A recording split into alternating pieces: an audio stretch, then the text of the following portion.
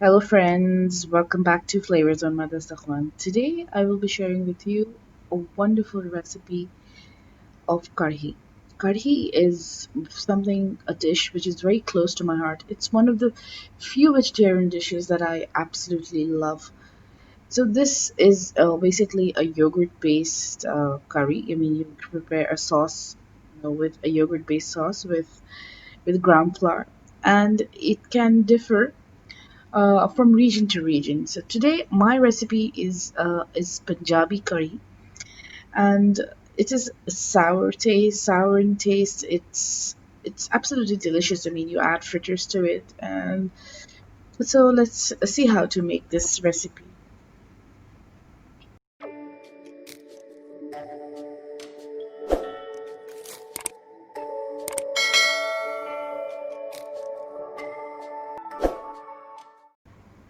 Now to make this, I have taken half a cup of oil in a non-stick or a stainless steel pot, and I'm adding quarter teaspoon of Ajwain or Carom seeds, quarter teaspoon of cumin seeds, and a handful of curry leaves, and the most important, 1 cup of besan. This is what makes it curry. Besan, that is ground flour or chickpea flour, and yogurt. The amalgamation of these, along with a few spices, is what is going to make curry sauce.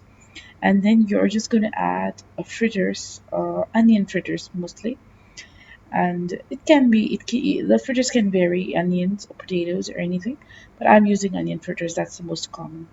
Here at this point, after sauteing it, I'm adding all the other spices like salt, red turmeric, red chili powder, coriander powder, and cumin powder. I'm going to saute this well. I have kept the flame really low so that to avoid it from burning.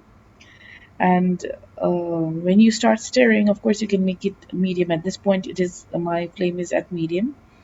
But when you stop stirring and add, like I'm adding my garlic paste here, I'll make it low. And when I start stirring, I make it to medium, so that I maintain and keep the temperature regulated and prevent everything from burning.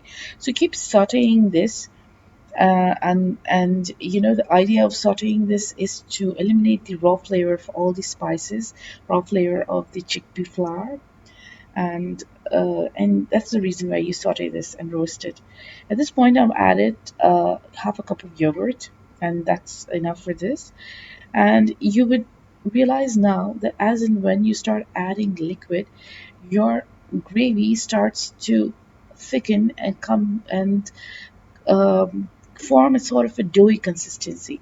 So do not panic, it's a part of this cooking process. You just have to keep stirring and keep adding water. You have to add enough water when so that this gravy is no longer doughy. So I have added around a liter of water here at this point, and I'm going to keep stirring this mixture. See how thick it has become, because basin will absorb, the ground floor absorbs all the water and it becomes like a doughy mixture. So I've used my whisk to help me in this process to break up all the lumps and make it silky smooth, as you can see, as you'll be able to see here. And that is what is more important. The silky smoothness of the curry, of the sauce, is really important. Now, after this point, let it boil, okay, and stop turn it to low flame. And at this point, I'm going to take one tomato, one medium to small size tomato, and I'm just going to grind it with a little water. I'm going to add it. The reason why I'm grinding it is because, of course, like I said, I need a silky smooth paste. There are different ways in which you can make curry, and this way of making curry I have found is the most easiest, and it's quicker. So this is what I'm going to add this here. I've known people make curry with great elaborate steps, so I've chosen the easiest ways to make curry, because I always choose easy ways to cook good and delicious food. Now at this point, you see that I'm going to constantly keep adjusting the level of water to prevent my gravy from forming into any kind of doughy feature. Now I'm going to, this is my preparation for the fritter, the onion fritters that I talk. So I've taken one large onion, one really large onion, and I'm just going to slice it in like this. And I'm going to take 1 cup. I've taken 1 cup here. Actually, I ended up taking 1.5 cup of gram flour. I'm adding quarter teaspoon of Carom seeds or Ajwain, quarter teaspoon of cumin seeds, and I'm adding 1 teaspoon of salt. Salt, I've always said, should be adjusted as per your taste. Quarter teaspoon of coriander powder and red chili powder. So always adjust the salt and red chili as per your taste. And I've also added a quarter teaspoon of turmeric to this. Now I'm adding water. I've added around 3/4 cup of water, but there were two things of doing this, because you see when I added 3/4 cup of water, this batter became liquidy, more liquidy than I actually thought. You can see I didn't want it to be like this, so I'm going to adjust the consistency later. But at this point, I just adding in my green chilies, and I'm just adding my onion. I was just trying to see if this fritter mixture will hold, and you see it's kind of liquidy, and it will all disintegrate when I'm going to be frying them. So I've gone ahead and added one and a half and another half cup of gram flour to this mixture. And at this point, I want to show you how my batter is looking. You see, it's thick, it's not watery. If I'm going to put it in hot oil, it will hold its place, it will hold its shape, and will fry well. So that's the kind of consistency that you really want. Here, now I'm just preparing the final step, which is your, not the final, the step before the final step. It's just frying your pakoras. And these are my onion pakoras, which I'm going to fry. Pakoras can be anything. Maybe you can even have spinach pakoras, or you can have potato pakoras, and pakoras can be anything. But traditionally and originally, uh, this is the way they make a pakora. This onion pakoras are the ones which are which is the original recipe.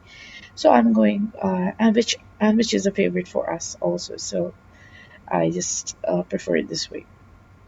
So I'm going to go ahead. I fried my pakora, and I'm just going to keep add into this mixture, the yogurt mixture, which is on a low flame. I keep adding it one by one. As you can see, I'm trying my level best to show you both of the things, how it's frying there and how I'm adding it there. Similarly, since I had used a really small frying pan, I had to do it in 3 batches. Fry all of this in 3 batches, but of course, it's wiser to use a bigger pot to fry all of it together, so you don't have to do this same procedure twice. But I have done this, and it's the same thing. Just fry your pakoras well, and make sure that it is fried well, because if your pakoras are remain a little raw, it does not it gives you a bitter taste. So make sure that your pakoras are fried well. And again, I'm adding my pakoras to this gravy, and you can see how, oh my god, I cannot tell you how delicious this pakora, this curry pakora turns out. The yogurt gives it that sour taste.